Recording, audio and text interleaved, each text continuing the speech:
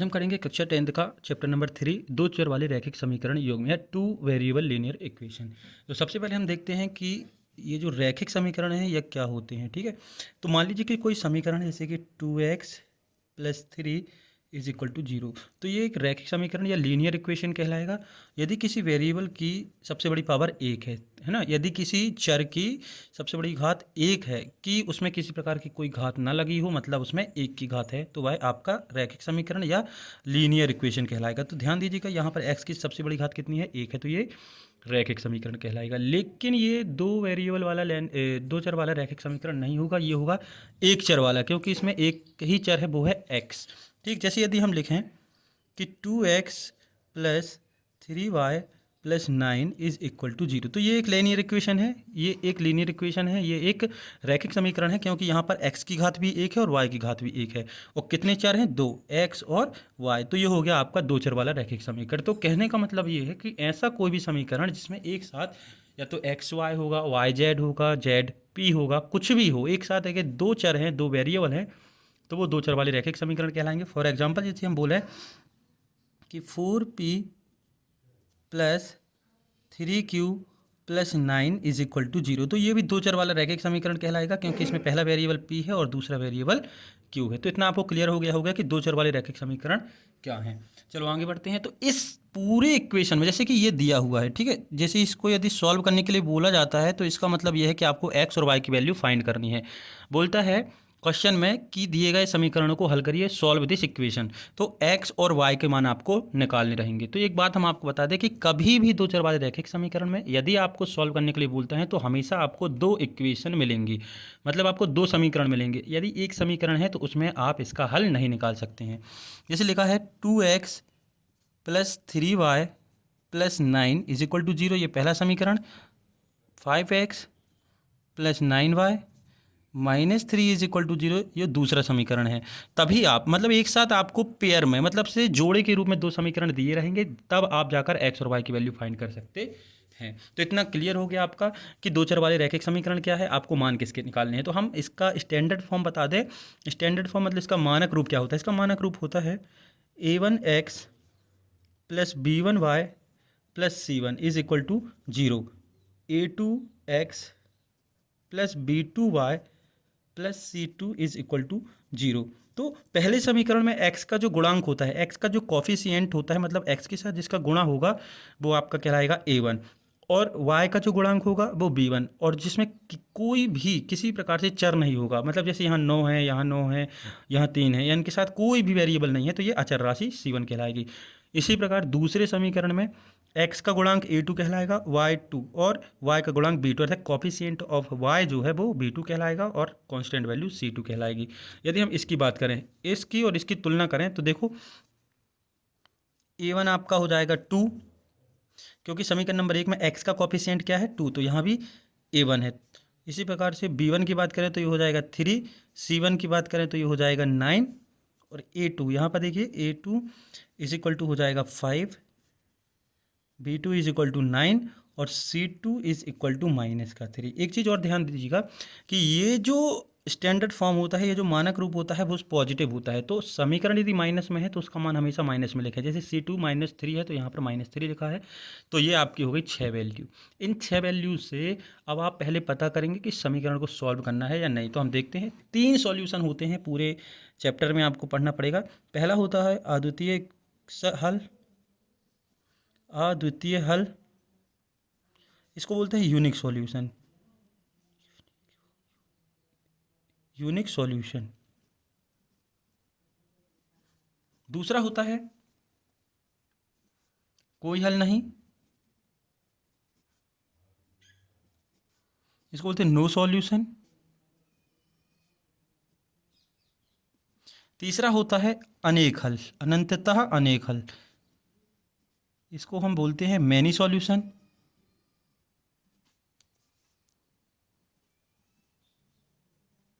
ठीक है, तो ये तीनों सॉल्यूशन कब होते हैं यहाँ पर डिपेंड करता है, ये a1 a2 b1 b2 और c1 c2 पर। तो ध्यान दीजिएगा अच्छे से।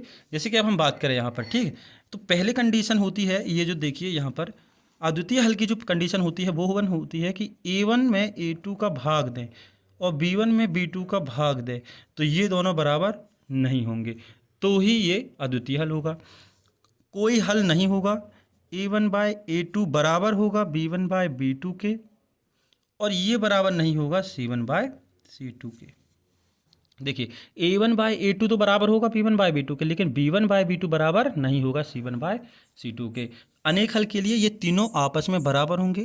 a1 बाय a2 बराबर होगा b1 बाय b2 के लिए, और b1 बाय b2 भी बराबर होगा c1 बाय c2 के लिए। अब इसको देखिए, इसी एग्जांपल से हम बात करें तो a1 बाय a2 करके देखते हैं। जैसे हम इसकी बात करें इस पूरे इक्वेशन की, तो ये हो जाएगा 2/5 और b1 बाय b2 हो जाएगा 3/9। तो क्या 2/5 और 3/9 बराबर हैं? बराबर नहीं है, तो ये क्या हो जाएगा? अद्वितीय हल। और इसी कंडीशन पर आपको सॉल्यूशन करना है, सॉल्व करना है क्वेश्चन को, और एक्स वाई की वैल्यू निकालनी है सिर्फ इसी कंडीशन में कि यदि a1 और a2 और b1 और b2 बराबर नहीं होंगे तो ही ये अद्वितीय हल होगा, यूनिक सॉल्यूशन होगा। और इसी कंडीशन पर आपको क्वेश्चन को सॉल्व करना है और उसकी जो आंसर है वो आपको फाइंड करनी है, अदरवाइज आपको सॉल्यूशन नहीं करना है, इन दोनों कंडीशन पर सॉल्यूशन नहीं करना है। जैसे अब हम इन दोनों कंडीशन के लिए एग्जांपल लेने की बात करें तो देखिए, जैसे लिखा है 2x + 3y + 9 = 0। दूसरा इक्वेशन है 4x + 6y - 3 = 0। ठीक है, अब हम ये दूसरा इक्वेशन है, तो यहाँ पर आप a1 a2 निकालते हैं, तो a1 a2 b1 b2 c1 c2 हो गया। हम डायरेक्ट वैल्यू रखते हैं तो ये हो गया 2/4, तो काटेंगे तो ये हो जाएगा 1/2। इसका निकालेंगे तो ये हो जाएगा 3/6, तो इसको काटेंगे तो भी हो जाएगा 1/2। इसको लिखेंगे c1/c2 को तो ये हो जाएगा 3y - 9, तो ये काटेंगे तो ये हो जाएगा आपका -3। तो ध्यान दीजिएगा 1/2 और 1/2 बराबर है, मतलब ये वाली कंडीशन।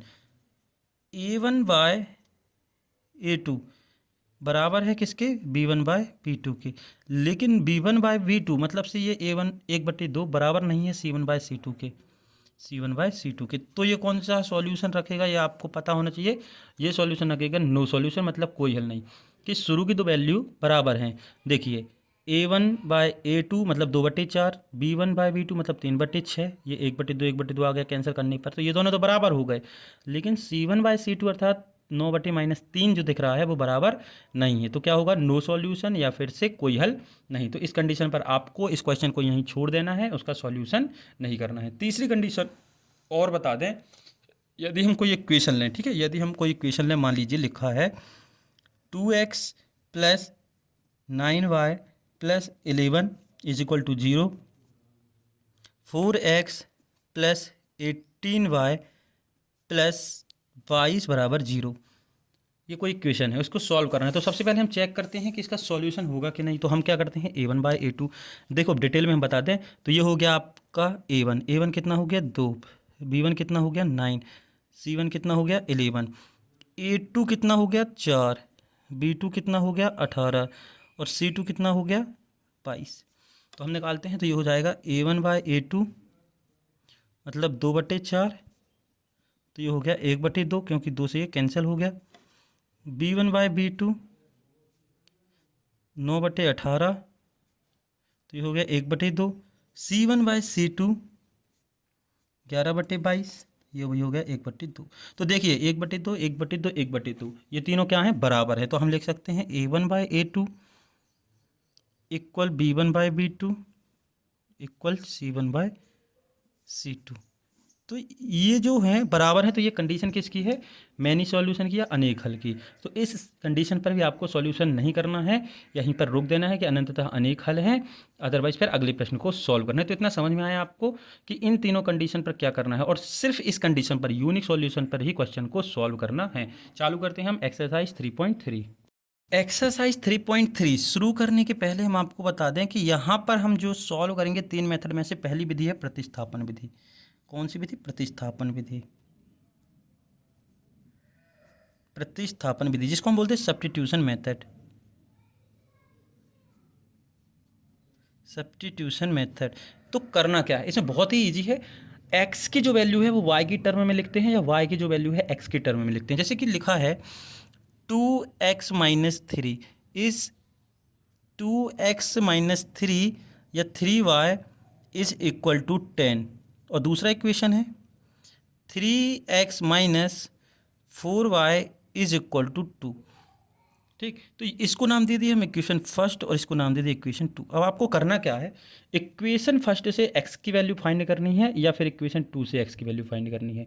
आप चाहें तो x की जगह y की वैल्यू भी फाइंड कर सकते हैं, यहाँ भी y की वैल्यू फाइंड कर सकते हैं। फॉर एग्जाम्पल देखिए, हमने मानो समीकरण 1 से x की वैल्यू निकाल रहे हैं, ठीक है, तो ये हो जाएगी 2x इज इक्वल टू, ये माइनस का इस तरफ जाएगा तो ये हो जाएगा प्लस का 3y। अब हमें 2x की वैल्यू तो चाहिए नहीं है, x की चाहिए, तो x बस लिखा रहेगा। और इसके साथ जो 2 है उसको क्या करेंगे हम, उस 2 को हम इसके डिनोमिनेटर में ले जाएंगे, मतलब बटे में, तो ये हो जाएगा 2। तो x की वैल्यू कितनी हो गई, 10 धन 3y बटे 2। अब इस x की वैल्यू को समीकरण नंबर 2 में हम पुट कर देंगे या रख देंगे। देखिए यहाँ पर x कहाँ रखेंगे, यहाँ पर रख देंगे, मतलब इस x की जगह क्या रख देंगे, 10 धन 3y बटे 2। तो ध्यान रखिएगा, यदि आप समीकरण नंबर 1 से ये वैल्यू निकालते हैं तो 2 में रखना है, और यदि 2 से आप ये वैल्यू निकालेंगे तो 1 में रखेंगे। अब हम जब सॉल्यूशन करेंगे एक्सरसाइज 3.3 का फर्स्ट क्वेश्चन, तो आपको क्लियर हो जाएगा। क्वेश्चन है, पहला है x plus y is equal to 14 और x minus y is equal to 14। इसको हमने नाम दे दिया इक्वेशन नंबर फर्स्ट और इसको नाम दे दिया इक्वेशन नंबर सेकेंड।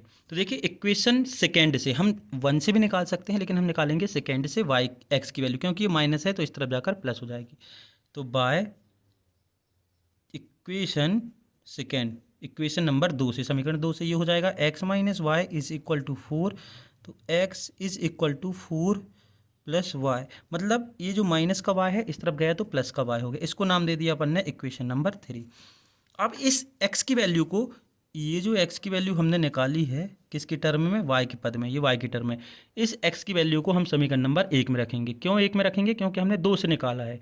यदि हम 1 से निकालते तो 2 में रखेंगे, और यदि 2 से निकालेंगे तो 1 में रखेंगे। तो 1 में रखते हैं, तो हम लिखेंगे put the value of x in equation first. Equation first क्या है, x plus y is equal to 14। X की जगह क्या रखना है, 4 प्लस वाई, तो हम यहाँ रख देते हैं 4 plus y is equal to 14।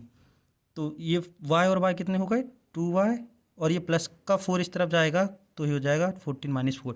Plus का 4 इस तरफ हमने क्यों ले गए, कांस्टेंट वैल्यू है, मतलब अचर राशि को इस तरफ ले जाना है, बाकी y वाली टर्म इसी साइड रखी रहेंगी।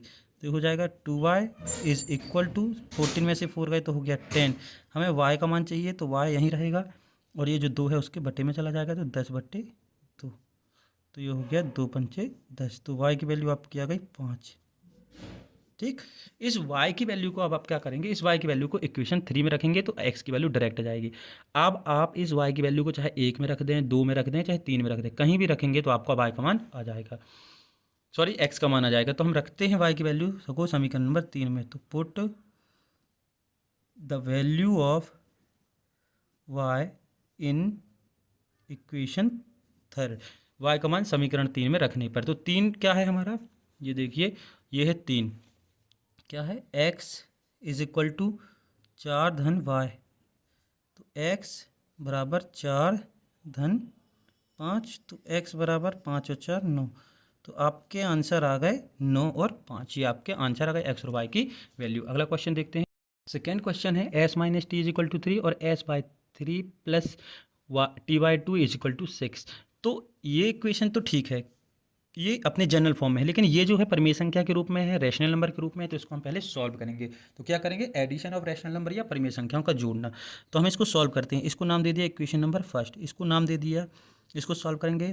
3 और 2 का एलसीएम आया 6, 3 से डिवाइड करेंगे 6 को 2 बार गया, ऊपर मल्टीप्लीकेशन करेंगे तो 2s प्लस 2 से डिवाइड करेंगे 3 आएगा, और ये हो जाएगा 3t, और ये हो गया 6। यदि आपको परिमेय संख्याओं के जोड़ना घटाना में किसी प्रकार की दिक्कत है तो आप प्ले लिस्ट में जाकर से कॉम्पिटिशन एग्जाम करके एक प्ले लिस्ट है कॉम्पिटिटिव एग्जाम की, उसमें जाकर आप देख सकते हैं। अब इसका त्रियक गुणा करेंगे तो ये हो जाएगा 2s plus 3t is equal to 6 6 जा 36, मतलब 6 गुणे 6, इसका त्रियक गुणा करेंगे। तो अब ये आ गया आपका इक्वेशन नंबर सेकेंड। अब समीकरण नंबर 1 और 2 में देखिए, 1 से हम s का मान निकालेंगे क्योंकि ये माइनस टी है, तो इस तरफ जाके प्लस टी हो जाएगा। तो बाय इक्वेशन फर्स्ट समीकरण नंबर 1 से क्या हो जाएगा, s is equal to 3 plus t, इसको नाम दे देंगे इक्वेशन नंबर 3। देखिए ये जो है माइनस का टी इस तरफ जाएगा तो प्लस टी हो जाएगा, तो एस का मान आ जाएगा टी के पदों में, मतलब एस की वैल्यू आ जाएगी टी की टर्म में। अब हम इस एस वाली वैल्यू का क्या करेंगे, इक्वेशन नंबर सेकेंड में पुट कर देंगे, क्योंकि हमने एक से निकाला है तो दो में पुट करेंगे। तो put the value of S in equation second. तो सेकेंड इक्वेशन क्या है आपकी, 2s plus 3t is equal to 36। 2s है, s की वैल्यू क्या रखेंगे आप, 3 प्लस टी रख दिए, और ये हो गया 3t is equal to 36। Multiplication करेंगे तो 3 दूनी 6 plus 2t plus 3t is equal to 36। ये प्लस का 6 इस तरफ जाएगा तो हो जाएगा माइनस का 6, और 2t और 3t कितने हो गए, 5t। तो 5t इज इक्वल टू 30। तो t इज इक्वल टू ये जो 5 है ये बटे में चला जाएगा डिनोमिनेटर में, तो 30/5, तो 5 छक्का 30, तो t इज इक्वल टू 6। 5 छक्का 30, 5 से 30 को डिवाइड करेंगे तो ये 6 टाइम में कट गया। t की वैल्यू अब हम कहाँ रख देंगे, समीकरण 3 में। जैसे ही आप समीकरण 3 में t की वैल्यू रखेंगे तो s की वैल्यू आ जाएगी आपकी। ठीक है, देखिए, तो पुट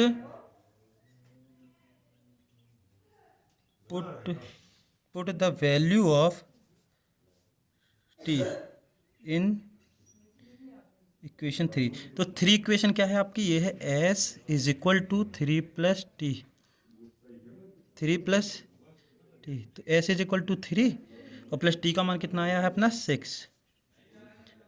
तो s इज इक्वल टू 6 में 3 जोड़ेंगे तो कितना हो जाएगा, 9।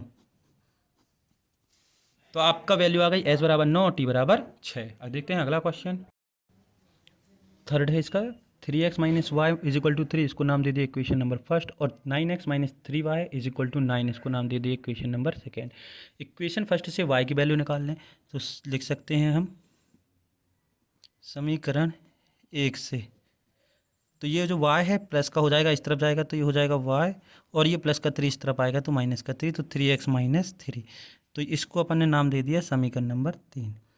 y की वैल्यू किसकी टर्म में आ गई, x की टर्म में। अब इस y की वैल्यू को इक्वेशन 2 में पुट कर देंगे, तो क्या लिखेंगे, y का मान समीकरण 2 में रखने पर, तो ये 2 है, तो इक्वेशन 2 है 9x minus 3y is equal to 9।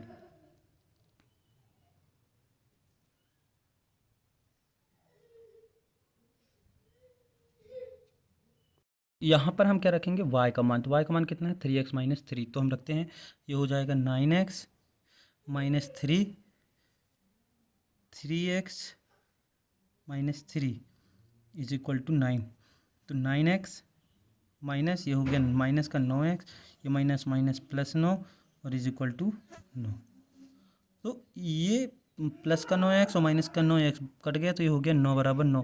तो ये जो मान दिख रहा है x से रहित है, मतलब x की वैल्यू यहाँ पर नहीं आ रही है, x की वैल्यू नहीं आ रही है, मतलब x है ही नहीं है यहाँ पर। तो ये जो है सभी मानों के लिए सत्य होगा।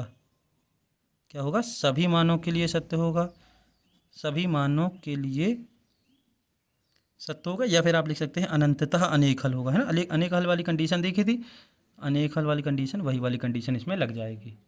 क्वेश्चन है फोर्थ क्वेश्चन, 0.2x प्लस 0.3y is equal to 1.3, 0.4x plus 0.5y is equal to 2.3।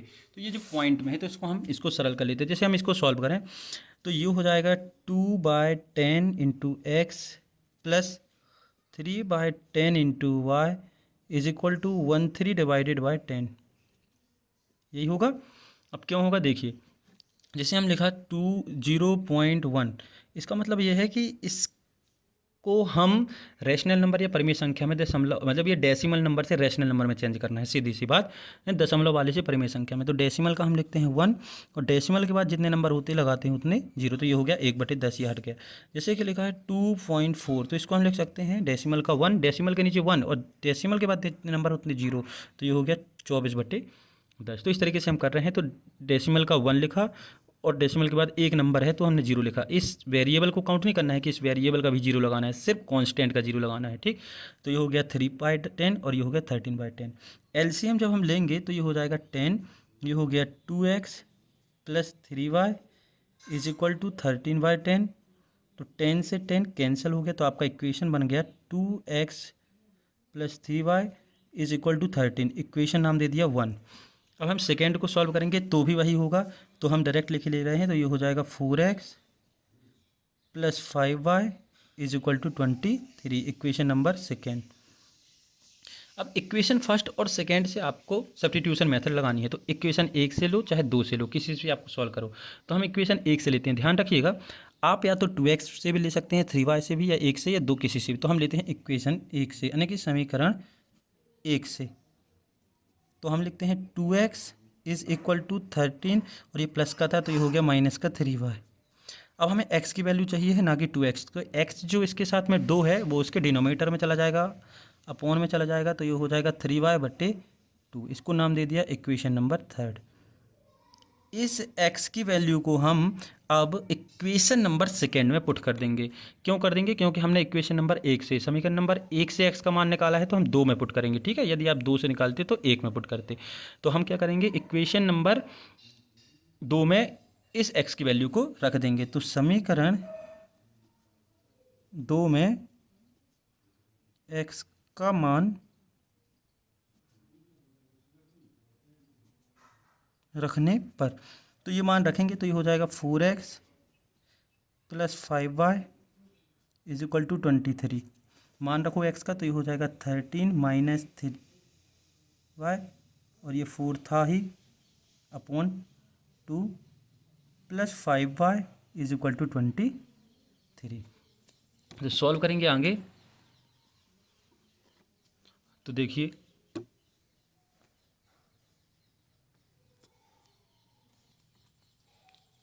ये देखिए, ठीक है, 2 से ये कट गया तो 2 2 जा 4, तो ये हो गया 13 दूनी 26 माइनस 3 दूनी 6y प्लस का 5y इज इक्वल टू 23।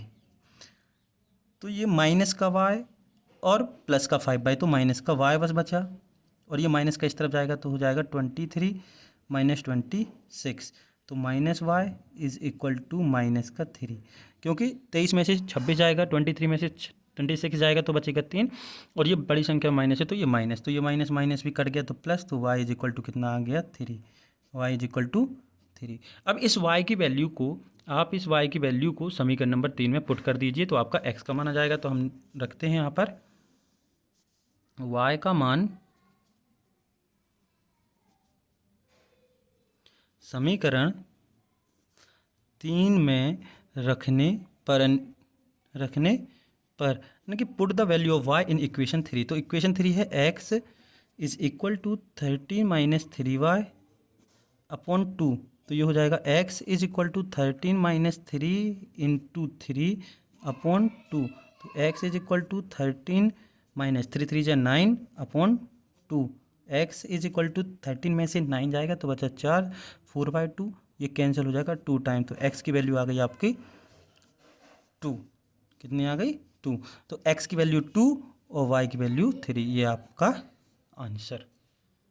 अगला क्वेश्चन है 5वां, √2 into x √3 into y is equal to 0, √3 into x minus √8 into y. तो इसको नाम दे दिया अपन ने इक्वेशन नंबर फर्स्ट, और इसको नाम दे दिया इक्वेशन नंबर सेकेंड। तो इक्वेशन सेकेंड से हम वैल्यू निकालें, क्योंकि ये माइनस में है तो इस तरफ जाकर प्लस में हो जाएगा। तो समीकरण, आप किसी से भी किसी की वैल्यू निकाल सकते हैं, इस चीज़ का ध्यान रखिएगा। समीकरण 2 से ये हो जाएगा √3x इक्वल, माइनस का इस तरफ गया तो प्लस का √8y। x की वैल्यू चाहिए है तो ये रूट जो है वो उसके डिनोमीटर में या बटे में आ जाएगा, तो √8y √3 इंटू वाई, इसको नाम दे दिया इक्वेशन नंबर 3। इस x की वैल्यू को कहाँ रखेंगे? समीकरण नंबर 1 में, क्योंकि 2 से निकाला है। तो समीकरण 1 में x का मान रखने पर, तो ये हो जाएगा √2 into x plus √3y is equal to 0। X की वैल्यू रखेंगे तो ये हो जाएगा √2 into √8 upon √3 y plus root 3y is equal to 0। देखिए यहाँ पर हमने क्या रखा है, जब x की वैल्यू रखी है √8/√3 इंटू वाई, तो यहाँ पर अपन ने रख दिया। अब मल्टीप्लिकेशन करते हैं और एलसीएम, सीधे हम एलसीएम ले लेते हैं। तो ये हो गया √3, ये हो गया √16। भाई 2 के साथ 8 का गुणा करोगे तो 8 दूनी 16, √16, और √3 में √3 का डिवाइड करोगे तो 1 वाई प्लस √3 का मल्टीप्लिकेशन करेंगे तो हो जाएगा 3y इज इक्वल टू 0। ये है परिमेय संख्याओं का जोड़ना, आप जरूर देख लीजिएगा, एडिशन ऑफ रैशनल नंबर। अब ये जो 16 है वो किसका स्क्वायर रूट है, 4 का, तो ये 4 से बाहर निकल जाएगा, तो ये हो जाएगा 4y धन 3y, और इसका तिर्यक गुणा होगा क्रॉस मल्टीप्लिकेशन, तो √3 के साथ 0 का मल्टीप्लिकेशन 0, तो 4 और 3 7y इज इक्वल टू 0। तो ये हो गया y is equal to 0/7 is equal to 0, तो y इज इक्वल टू 0, तो y की वैल्यू आ गई आपकी 0। ये 7 में था, y की वैल्यू चाहिए रहती, तो गुणे में था, तो ये भाग में चला गया, ठीक है। तो 0 में 7 का भाग दिया तो 0। अब इस y की वैल्यू को इक्वेशन नंबर 3 में पुट कर दीजिए। तो बस इतना से लिखना है आपको आगे कि put the value of y in equation third. तो थर्ड में पुट करेंगे तो हो जाएगा x इज इक्वल टू √8/√3, और y की वैल्यू 0 है तो 0, और किसी भी नंबर का 0 के साथ मल्टीप्लिकेशन 0 हो जाता है, कितने ही बड़े नंबर क्यों ना हो, यदि 0 का गुणा करेंगे तो 0 हो जाएगा। तो आपका आंसर आ गया x बराबर 0 और y बराबर 0, ये आपके answer. 6 3x/2 - 5/3 is equal to -2 and x/3 + y/2 is equal to 13/6। हमारा जो स्टैंडर्ड फॉर्म होता है वो होता है ax + by + c is equal to 0। सीधी सी बात यह है, हमारा जो स्टैंडर्ड फॉर्म होता है इस तरीके से होता है, उसमें किसी प्रकार का रैशनल नंबर या परिमेय संख्या नहीं होती है। तो हम इसको पहले चेंज करेंगे परिमेय संख्या जोड़ना और घटाना से। तो पहले को हम जब सॉल्व करते हैं, इसको नाम दे दिया मान लो इक्वेशन नंबर फर्स्ट, और इसको नाम दे दिया इक्वेशन नंबर सेकेंड। समीकरण नंबर 1 को सॉल्व करते हैं तो ये हो जाएगा एलसीएम 6, 2 और 3 का एलसीएम हो गया 6, और ये हो जाएगा आपका 9x, और ये हो जाएगा आपका माइनस का 10y, और इज इक्वल टू माइनस का 12। क्रॉस मल्टीप्लिकेशन करेंगे तो ये हो जाएगा आपका 9x - 10y is equal to minus का 12। इसको नाम दे दिया इक्वेशन नंबर 3, ठीक है। अब आ गया आपका स्टैंडर्ड फॉर्म में, तो ये हो गया आपका इक्वेशन थर्ड, जिससे हमें सॉल्व करना है। सेकेंड को सॉल्व करते हैं तो इसका हो गया एलसीएम 6, यहाँ हो गया आपका 2x, और ये हो गया आपका प्लस का 3y इज इक्वल टू 13/6। 6 से 6 कैंसिल हो गया, तो इसका आ गया आपका 2x + 3y is equal to 13। Equation number अपन ने इसको 4 नाम दे दिया। अब इक्वेशन थर्ड और फोर्थ से आपको सब्स्टिट्यूशन मेथड अर्थात प्रतिस्थापन विधि से सॉल्व करना है। तो ध्यान दीजिएगा, इसके जो कॉफिशिएंट है बड़े बड़े हैं, यहाँ पर 9 है, यहाँ पर 10 है, लेकिन इसके कॉफिशिएंट छोटे हैं। तो हम कोशिश क्या करते हैं कि हम उस इक्वेशन से x या y की वैल्यू फाइंड करते हैं जिसके जो कॉफिशिएंट है या गुणांक है वो छोटे होते हैं। तो हम चौथे इक्वेशन को लेते हैं, तो बाय इक्वेशन 4 समीकरण नंबर 4 से ये हो जाएगा 2x is equal to 13 - 3y। ये प्लस का 3y इस तरफ गए तो माइनस का हो गया। हमें x की वैल्यू चाहिए है तो x यहीं रहेगा, और जो x का कॉफिशिएंट है वो उसके डिनोमिनेटर में चला जाएगा। तो 13 - 3y/2, ये हो गया आपका इक्वेशन नंबर 5 नाम दे दिया, ठीक है। अब हमें करना है इस x की वैल्यू को इक्वेशन नंबर थर्ड में पुट करना है, क्योंकि फोर्थ से निकालना है तो कहाँ पुट करना है, थर्ड में। तो हम यहाँ पर करेंगे put the value of x in equation third में हम पुट करते हैं। तो थर्ड इक्वेशन है हमारा 9x - 10y is equal to minus का 12। x की जगह हम क्या पुट करेंगे, ये, तो ये हो गया 9, 13 - 3y upon 2 minus 10y is equal to minus का 12। यहाँ भी हम एलसीएम लेते हैं, ये पर फर्स्ट रैशनल नंबर और सेकेंड रैशनल नंबर, इन दोनों का सब्ट्रैक्शन करेंगे तो एलसीएम आएगा 2। भाई इसके डिनोमिनेटर में कुछ नहीं मतलब 1 है, इसके एलसीएम आया आपका 2, तो ये हो गया 3 नंबर 117 माइनस 9 × 27y, और यहाँ मल्टीप्लिकेशन किया तो -20y और माइनस का 12। क्रॉस मल्टीप्लिकेशन करेंगे तो ये हो जाएगा 117, 27 और 20 हो जाएगा आपका 47y इज इक्वल टू 12 दूनी 24 माइनस का 24। अब अब देखिए y वाली टर्म यहीं रहने दीजिए, बाकी की जो टर्म है वो उठाकर अपन इस तरफ ले जाते हैं। तो ये जो हो जाएगा, तो ये हो जाएगा आपका माइनस का 47y और ये माइनस का 24 और प्लस का 117 था, तो हो जाएगा माइनस का 117। तो ये हो गया माइनस का 47y इज इक्वल टू 24 और 17 को जोड़ेंगे तो 7 4 11, 2 और 1 3 और 1 4 और ये 141, तो माइनस का 141। हमें y की वैल्यू चाहिए, तो y ये हो जाएगा माइनस 141 और इस गुणा में है तो ये भाग में चला जाएगा -47। तो ये कैंसिल हो जाएगा आपका 3 टाइम में। 47 की टेबल 3 बार पढ़ेंगे तो 141 आ जाएगा, तो ये हो जाएगा y की वैल्यू। और ये माइनस से माइनस कैंसिल तो प्लस हो गया। इस y की वैल्यू को आप चाहें तो 3 में रख दें, 4 में रख दें या फिर 5 में रखते हैं। हम जो डायरेक्ट 5 में रखेंगे तो x की वैल्यू आ जाएगी। तो हम रखते हैं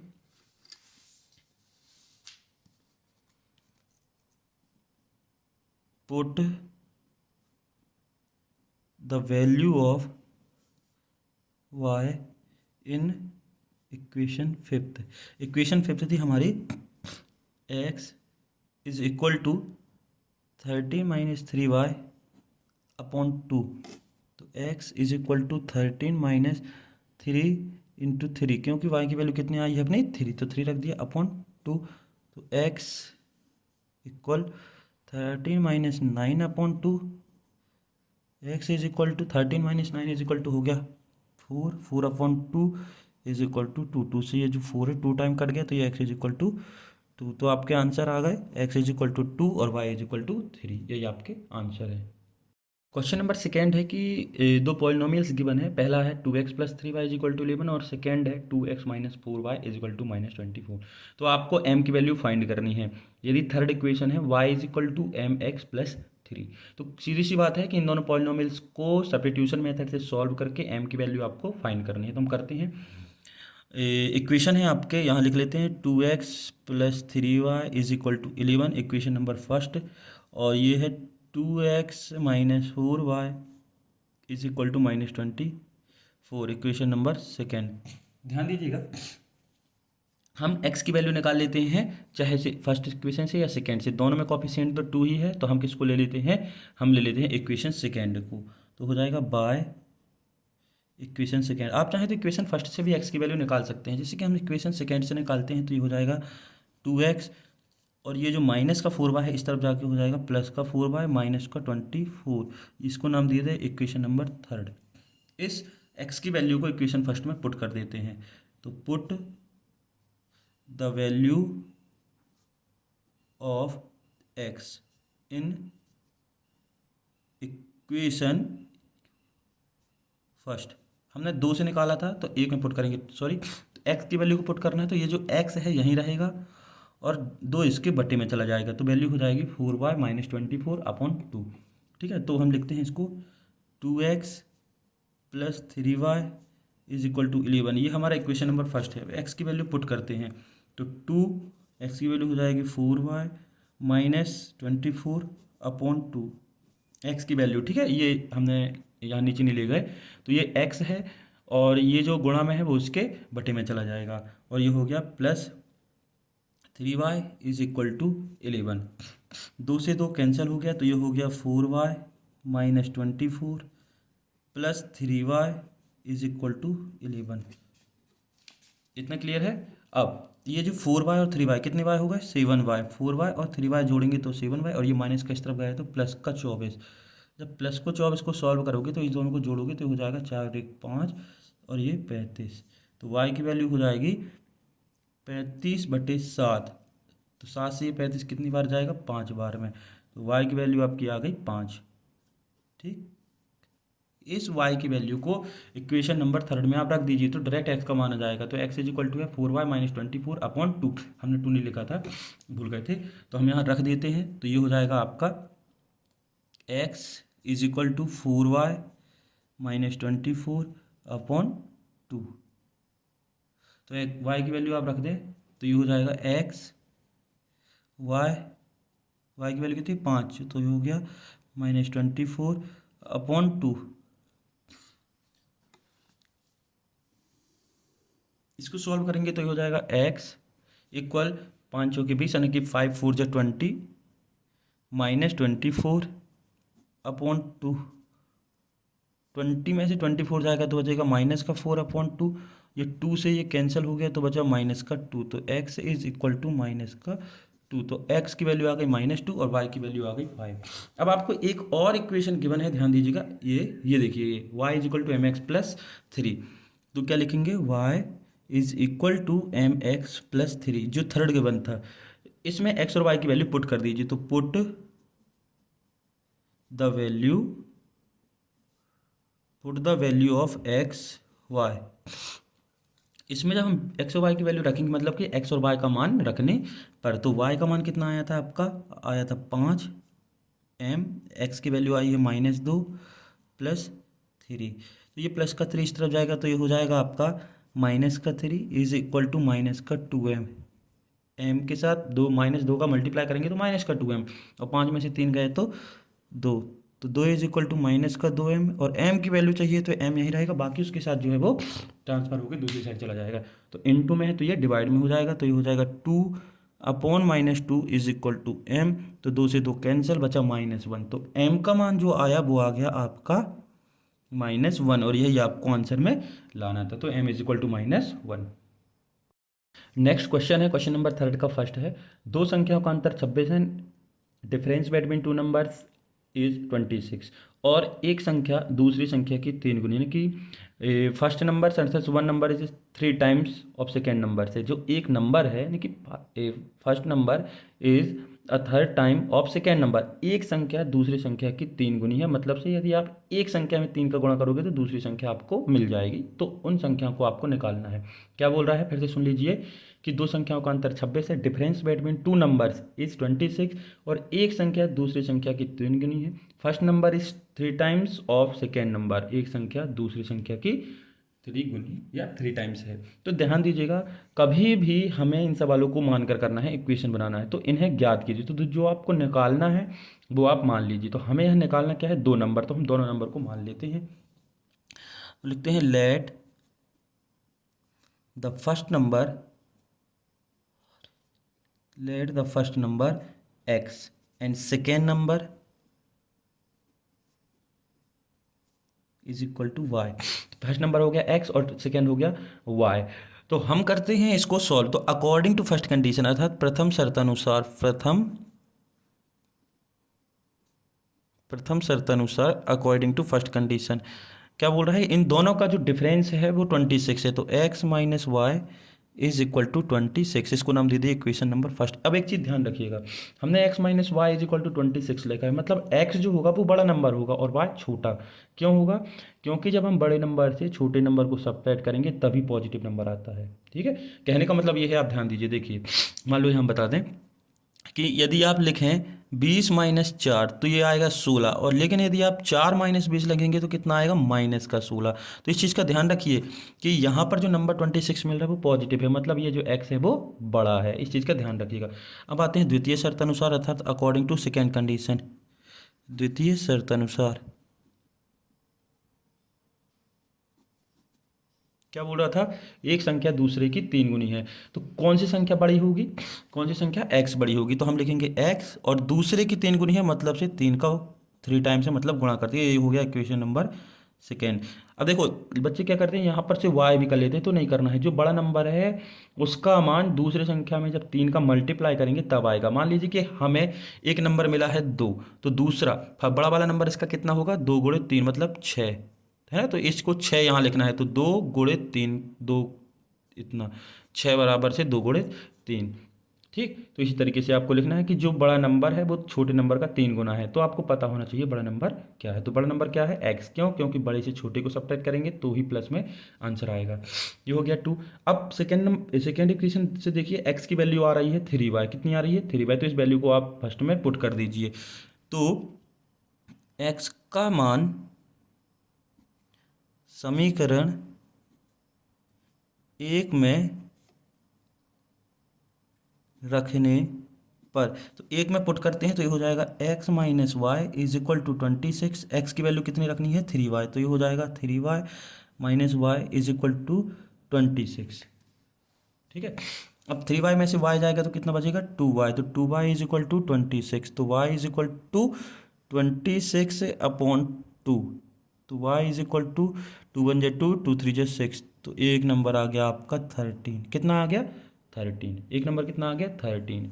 अब इस y की वैल्यू को आप डायरेक्ट यहाँ पर रख दीजिए समीकरण नंबर 2 में या इक्वेशन नंबर सेकेंड में, तो आपको x की वैल्यू मिल जाएगी। तो put the value of y in equation second. Second equation क्या है हमारा, x is equal to 3y। ये देखिए x is equal to 3y, y की जगह क्या रखना है आपको 13, तो ये हो जाएगा x is equal to 3 into 13, तो x इज इक्वल टू कितना हो जाएगा, x इज इक्वल टू 13 में 3 का मल्टी 39, तो x की वैल्यू आ गई 39, तो सेकेंड नंबर आ गया 39। तो आपके आंसर हो गए 13 और 39। तो ध्यान दीजिए कि पहला नंबर मतलब कि जो y था, y माना था ना, तो ये छोटा नंबर था क्योंकि हमने बोला था, तो छोटा वाला नंबर 13 आ गया और बड़ा वाला नंबर 39, ये आपका आंसर।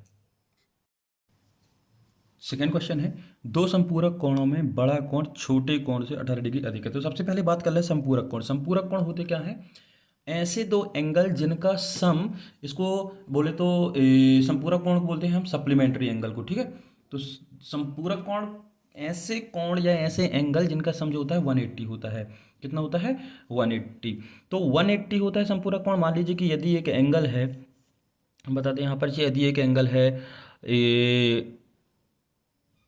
70 का, ठीक है, कितना है 70 का, और इसका सप्लीमेंट्री पूछ रहा है। तो सप्लीमेंट्री का मतलब ये है कि हम इसमें कितना जोड़ेंगे वो 180 हो जाए, तो हम इसमें कितना जोड़ेंगे 110 जोड़ देंगे, तो ये 180 हो जाएगा। तो ये हो जाएगा आपका, ये जो 110 है यानी कि 110 है वो 70 का सप्लीमेंट्री एंगल हो जाएगा। तो सप्लीमेंट्री एंगल दिया है इसमें, बोल रहा है कि दो संपूरक कोणों में बड़ा कोण जो है, मतलब ग्रेटर एंगल जो है छोटे से 18 अधिक है, तो बड़े का मान छोटे में 18 जोड़ने पर आ जाएगा। तो आपको उनको निकालना है। तो सबसे पहले हम मान लेते हैं कि माना बड़ा कोण या ग्रेटर एंगल बोलते हैं, let the greater angle is equal to x and छोटा कोण y मान लिया। क्या मान लिया y, यानी कि small angle is equal to y।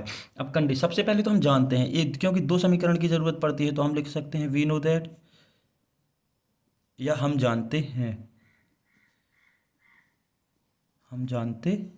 क्या जानते हैं कि इन दोनों को जोड़ने पर कितना आएगा 180, क्योंकि संपूरक कोण दिया है सप्लीमेंट्री एंगल। तो हम लिख सकते हैं x plus y is equal to 180। कितना आएगा 180, तो x और y को जोड़ोगे तो 180 आएगा। अब second condition, according to condition, प्रश्नानुसार, इसमें प्रथम शर्त अनुसार नहीं लिखना है क्योंकि इसमें शर्त एक ही दी है, तो अकॉर्डिंग टू कंडीशन बस लिखना है, शर्त अनुसार, अकॉर्डिंग टू कंडीशन।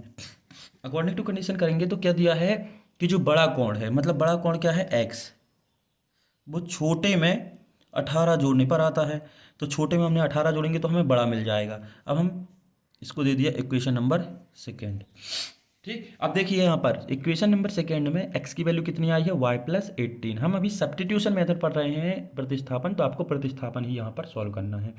तो x बराबर दिया है y प्लस 18, तो इस x की वैल्यू को कहाँ रख देंगे अपन, इक्वेशन नंबर फर्स्ट में। तो x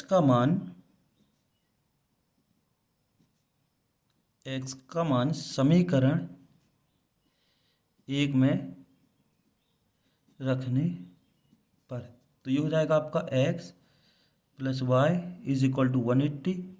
तो x की जगह रखेंगे y प्लस 18, तो y प्लस 18 प्लस वाई, ये x की, इस x की वैल्यू को अपन ने कहाँ रख दिया, इस x की जगह y plus 18 is equal to 180। y और y कितने y 2y, और ये जो प्लस का है इस तरफ जाएगा तो हो जाएगा 180 माइनस 18। इसको जब हम सब्ट्रैक्ट करेंगे 180 से 18 को सब्ट्रैक्ट करेंगे तो आएगा 162। कितना आएगा 162, सब्ट्रैक्ट करके आप देख लीजिएगा। अब y बराबर कितना आ जाएगा 162/2, ये जो गुणा में था ये इसके भाग में चला गया, डिवाइड में चला गया, तो 2 से 2 8 16, 2 8 जा 16 और 2 1 जा 2। एक एंगल आ गया 81, कौन सा 81, 1, ये आपका क्या छोटा एंगल, क्योंकि y को अपन ने छोटा एंगल बना था। इस y की वैल्यू को आप यहाँ पर इक्वेशन नंबर सेकेंड में रख दीजिए। तो हम रखते हैं, तो ये हो जाएगा x is equal to y plus 18 बराबर y का मान 81 रखेंगे, तो 81 प्लस 18 तो कितना हो जाएगा 819 और 819, तो x की वैल्यू आ गई आपकी 19। तो आपको दो एंगल यानी कि दो सप्लीमेंट्री एंगल पता करना था, तो वो दोनों आ गए आपके 81 और 99। तो आपका जो आंसर होगा वो होगा 99 और 81, ये आपके आंसर प्लस 99 है। क्वेश्चन है, एक क्रिकेट टीम के कोच ने, ठीक है, 7 बल्ले और 6 गेंदें 3800 में खरीदी। कितने? 7 बल्ले यानी कि 7 बैट्स और 6 बॉल 3800 में खरीदी।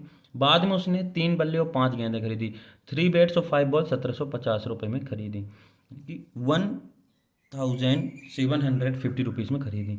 तो प्रत्येक बल्ले और गेंद की कीमत, एक बल्ले और एक गेंद की कीमत आपको निकालनी है। हम बार बार बोल रहे हैं कि जो आपको फाइंड करना है उसको आपको लेट कर लेना है, उसी को आपको मानना है और फिर अकॉर्डिंग टू कंडीशन उसमें रख देना है। तो हम मानते हैं कि माना एक बल्ले की कीमत, भाई एक बल्ले की कीमत पूछा है, एक बल्ले की कीमत एक्स रुपीज़ मान ली। कितनी मान ली? X rupees. मतलब से cost of one bat, let the cost of one bat x rupees and एक बॉल की कीमत, एक बॉल की कीमत the cost of one ball कितनी मांग ली? Y rupees. अब पहली शर्त में क्या बोल रहा है कि 7 बल्ले खरीदे, मतलब 7 में एक्स का गुणा करोगे तो 7 बल्ले की कीमत आ जाएगी और 6 में वाई का गुणा करोगे तो 6 गेंद की, और टोटल कितने हो जाएंगे? 3800 रुपये। तो अकॉर्डिंग टू फर्स्ट कंडीशन, प्रथम शर्त के अनुसार कितना बोला है? 7 बल्ले खरीदा है मतलब 7x, और कितनी गेंद? 6 गेंद खरीदा है 6y।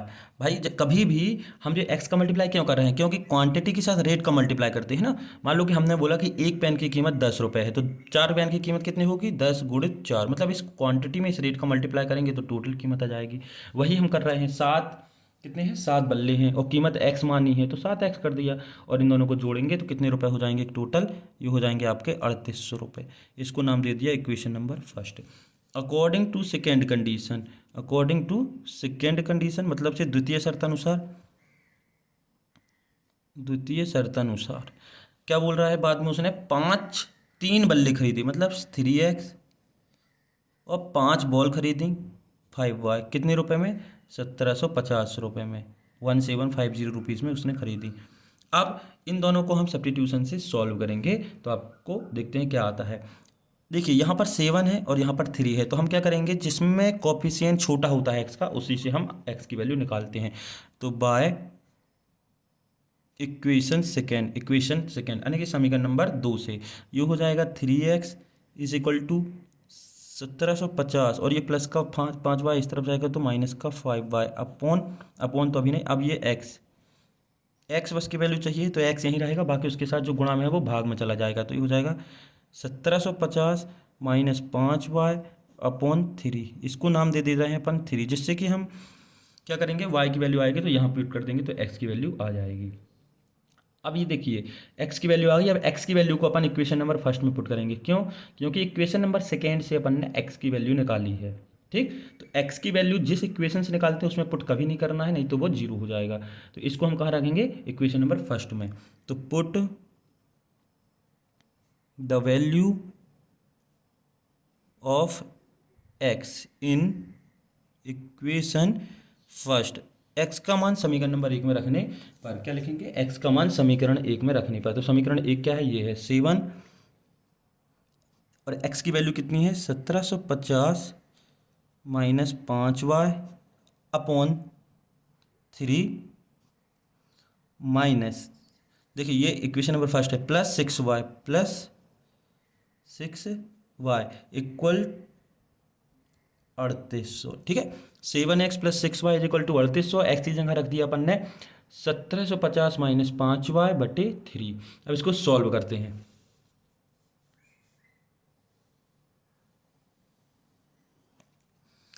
तो 3 जब इसको देखो, ये हो गया रैशनल नंबर, ये हो गया रैशनल नंबर का एडिशन, तो यहाँ पर जो एलसीएम आएगा 3 आएगा, इसके साथ 7 का पूरा मल्टीप्लिकेशन और यहाँ 3 का मल्टीप्लिकेशन। तो सॉल्व करते हैं। एलसीएम आया आपका 3, ये हो गया 1750 में 7 का मल्टीप्लाई करेंगे, कितना था 1750 में 7 का मल्टीप्लाई करते हैं। 1750 में आप मल्टीप्लिकेशन करते हैं 7 का, तो मल्टीप्लिकेशन करने पर आपका आएगा 12,250। कितना आएगा 12,250। ठीक है, फिर उसके बाद 7 का 5 में करेंगे तो ये हो जाएगा 5 सत्ते 35y, 35y और प्लस 18y, और यहाँ पर था आपका 3800। कितना था 3800 रुपये। अब क्रॉस मल्टीप्लिकेशन करेंगे, इन दोनों को सॉल्व करेंगे, तो ये आपका बचेगा 35 में से 18 जाएगा तो बचेगा 17, और ये तो हो गया 12,250 और ये माइनस का 17y।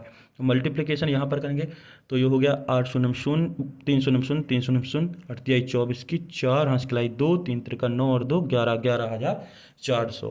अब कांस्टेंट वैल्यू को एक साइड ले जाएंगे तो ये हो जाएगा माइनस का 17y इज इक्वल टू, ये प्लस का इस तरफ जाएगा तो माइनस का हो जाएगा, तो 11,400 माइनस 12,250। इसको सब्ट्रैक्ट करिए तो minus 17y is equal to 11,400 में से 12,250 को सब्ट्रैक्ट करेंगे तो कितना आएगा माइनस 850।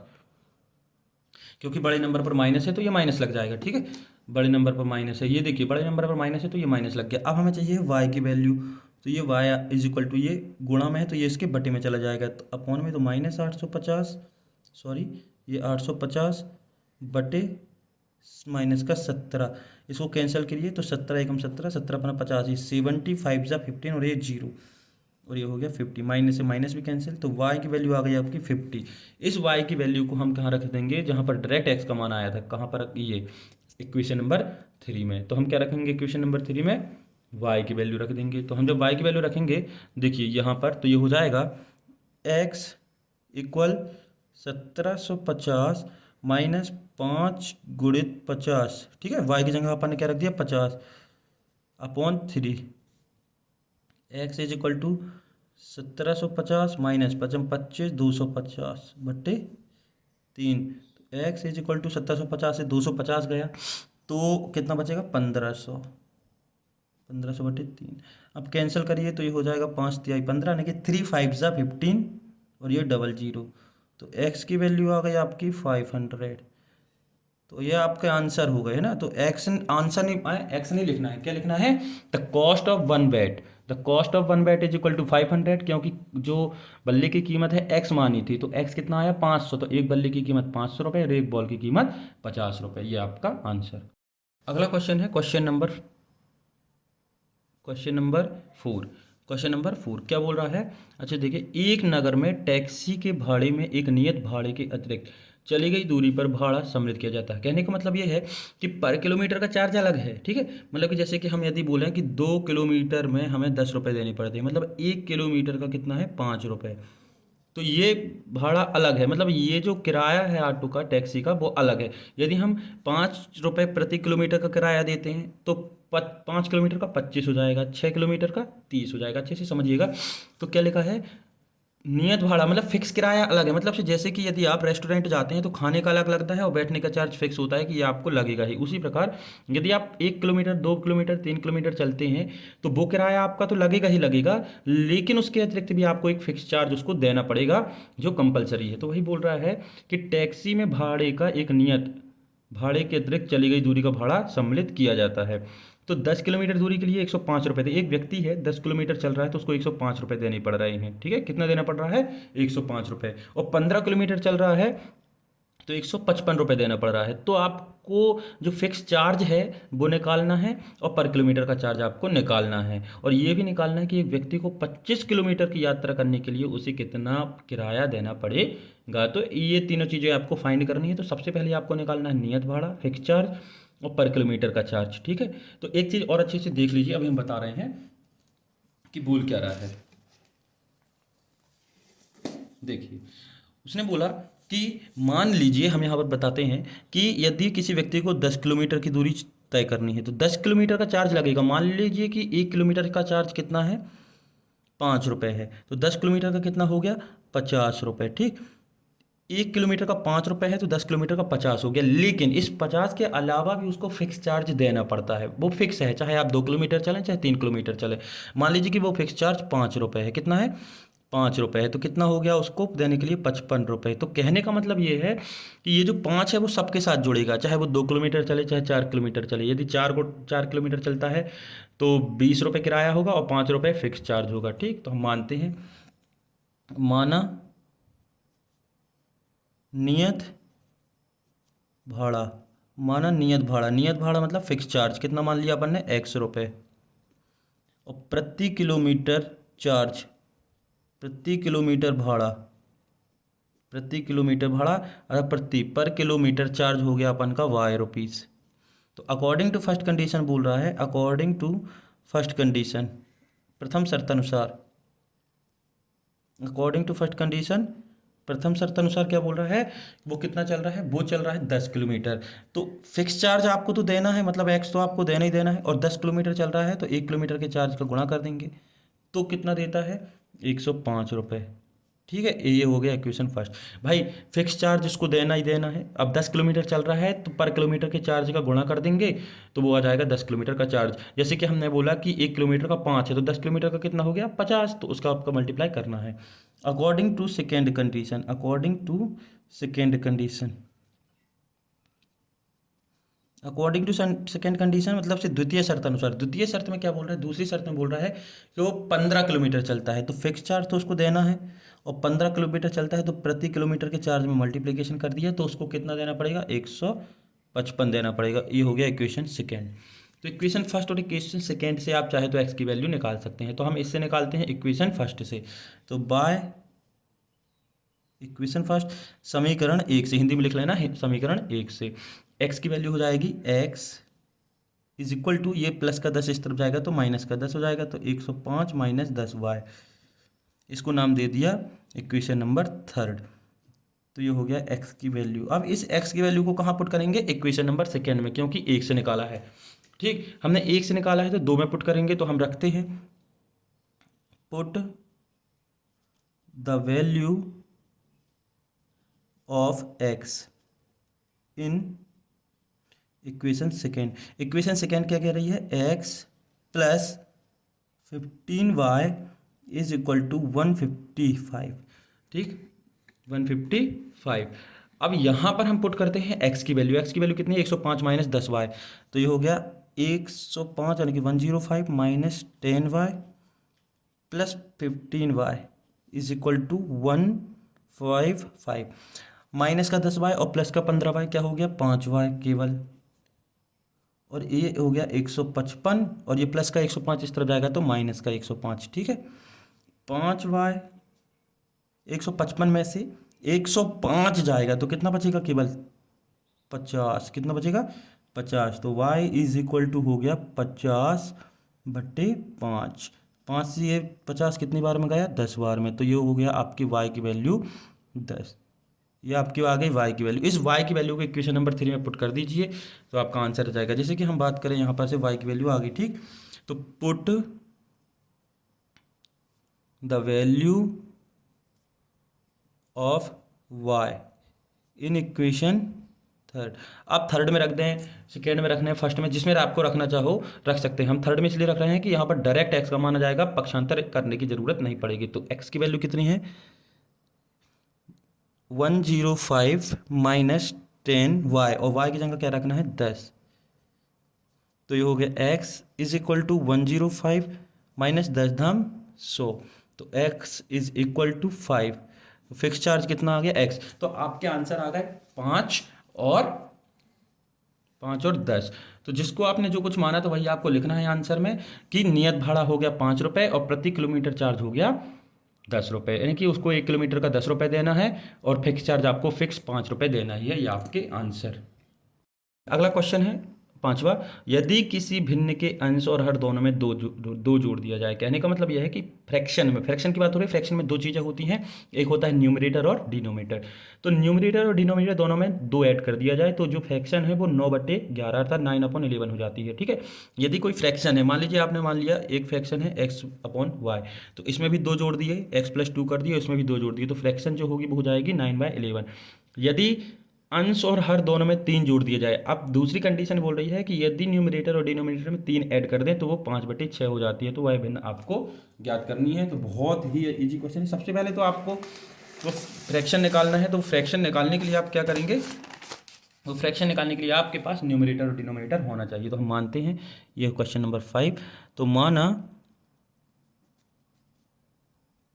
अंश इज इक्वल टू x और हर हो गया आपका y, लेकिन numerator let the numerator x and denominator y। तो फ्रिक्शन अर्थात भिन्न हो जाएगी आपकी, भिन्न जिसको हम बोलते हैं फ्रिक्शन,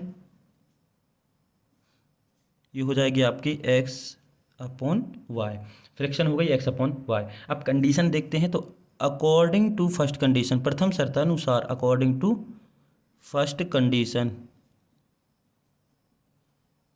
प्रथम शर्तानुसार क्या बोला है कि यदि आप इसके न्यूमरेटर और डिनोमिनेटर दोनों में 2 जोड़ दें, कितना जोड़ दें, 2 जोड़ दें, 2 ऐड कर दें, तो हम ऐड करते हैं। इसमें भी अपन ने 2 ऐड कर दिया और डिनोमिनेटर में भी अपन ने 2 ऐड कर दिया, अंश और दोनों में 2 ऐड कर दिया। तो जो भिन्न है वो कितनी हो जाती है, 9/11। इसको सॉल्व करते हैं इक्वेशन बनाने के लिए, क्रॉस मल्टीप्लिकेशन करते हैं। तो इसका इसके साथ मल्टीप्लिकेशन हो गया, तो 11 × x+2 और 9 × y+2, इस तरीके से मल्टीप्लिकेशन कर दिया। तो ये हो गया 11x + 11 × 2 22, ये हो गया 9y और ये हो गया 18। ठीक है, अब एक्स वाई वाली टर्म एक साइड ले आएंगे तो ये हो जाएगा 11x और ये प्लस का इस तरफ गया तो माइनस का 9y, और बिना एक्स वाई वाली मैंने कांस्टेंट वैल्यू दूसरी साइड ले जाएंगे तो ये हो जाएगा माइनस का 22 प्लस का 18। ये प्लस का था तो इस तरफ गया तो माइनस का हो गया। तो इक्वेशन बना 11x - 9y इज इक्वल -22 और ये +18, तो कितना हो जाएगा, -4। कितना हो जाएगा, -4। ये आपका आ गया equation number first, equation number first. अब सेकेंड कंडीशन लगाते हैं। अकॉर्डिंग टू सेकेंड कंडीशन, द्वितीय शर्तानुसार, अकॉर्डिंग टू सेकेंड कंडीशन द्वितीय शर्तानुसार क्या बोल रहा है, द्वितीय शर्तानुसार बोल रहा है कि यदि आप उसके न्यूमरेटर में मतलब अंश में 3 जोड़ दें, डिनोमिनेटर में भी 3 जोड़ दें, मतलब y में भी 3 जोड़ दें, हर में भी 3 जोड़ दें, तो जो वो फ्रैक्शन है वो कितनी हो जाती है, 5/6 हो जाती है। 5/6 क्रॉस मल्टीप्लिकेशन करेंगे तो ये हो जाएगा 6 × x+3, ये इसके साथ इसका, और ये 5 × y+3, तो ये हो गया 6x + 6 18, 5y = 15।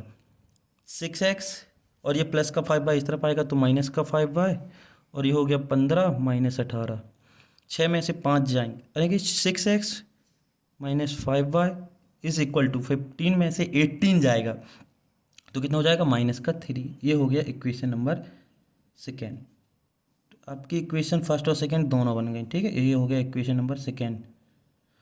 अब हमें क्या करना है, x की वैल्यू फाइंड करनी है, चाहे एक इक्वेशन से करो चाहे फर्स्ट से। तो ध्यान दीजिए यहाँ पर जो है x की वैल्यू छोटी है तो हम इक्वेशन नंबर फर्स्ट से निकाल ले रहे हैं, वो इक्वेशन नंबर सेकेंड से निकालते हैं।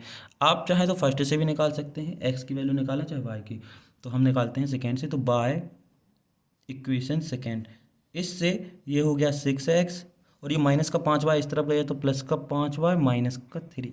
x की वैल्यू चाहिए है तो x बस यहीं रहेगा और बाकी ये जो इसके साथ है वो उसके डिनोमिनेटर में चला जाएगा, भाग में चला जाएगा।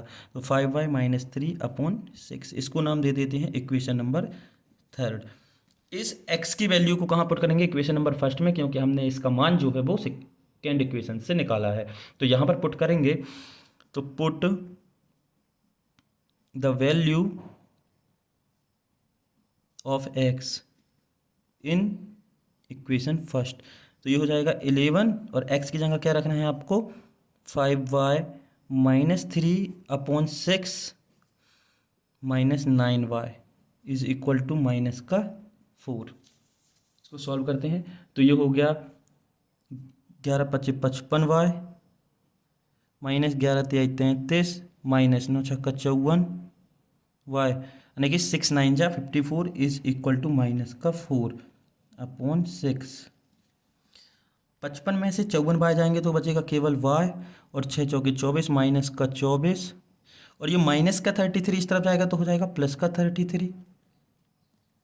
तो y इज इक्वल टू इन दोनों को कैलकुलेशन करेंगे -24 और +33 का, तो कितना बचेगा 24, माने कि 33 में से 24 जाएगा तो 6 और 3 9 बचेगा। कितना बचेगा 9। अच्छे से ध्यान दीजिए कितना बचेगा प्लस का 9, क्यों क्योंकि बड़ा नंबर पे प्लस है तो ये प्लस का 9 बचेगा। अब इस y की वैल्यू को y बराबर 9 आ गया, इस y की वैल्यू को इक्वेशन नंबर 3 में आप पुट कर देते हैं।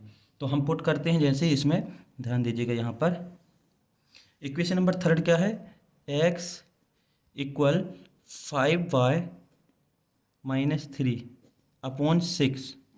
तो x is equal to y की वैल्यू अपन ने कितनी निकाली है 9, तो हम रखेंगे 5 × 9 - 3/6।